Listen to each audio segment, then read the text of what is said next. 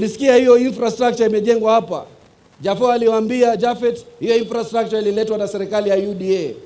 Akawatajia ile ambayo iko ndani ya Kitutu Chache North. Lakini leo Rais William Ruto ametimiza ndoto ya vizazi vinavyokuja. Umesikia sisi ndani ya Mombasa, nilisikia story za mambo ya Gateway Bridge. Ati wale pale kivuko cha Likoni kutajengwa bridge. Miaka 40 mpaka sasa nimekuwa na mvi, hakuna bridge. Lakini katika miezi 3-4 William Ruto atatangaza kandarasi ya kujenga hiyo bridge.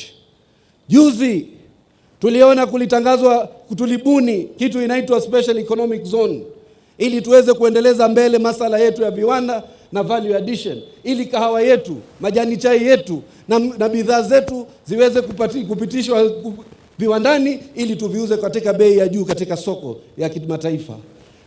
Juzi pia tulipata ahadi ya kuunganisha barabara zetu.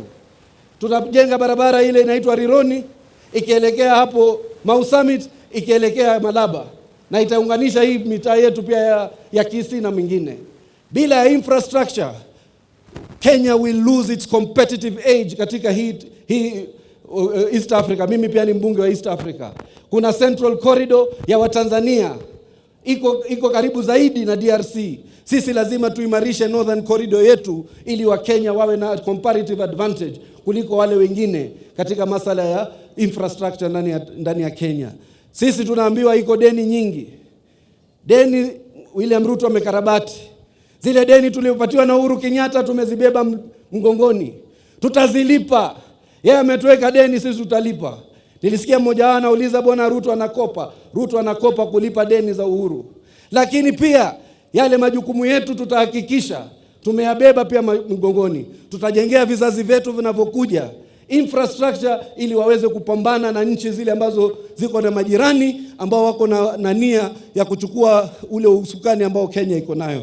Kwa hivyo mimi nataka kuwashukuru sana watu wa Kitutu Chache North, watu wa hili kanisa la Katoliki.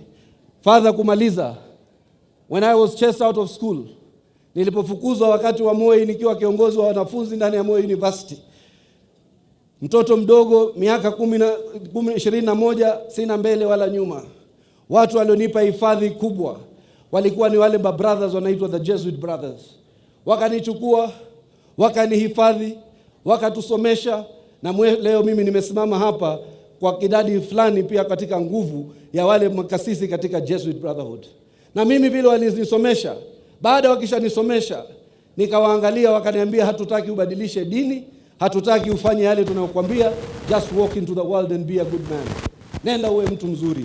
Na hiyo ndio ile falsafa pia ya Papa Francis, akatuonesha ile humility, vipi kuishi na watu maskini na kuwajali watu maskini.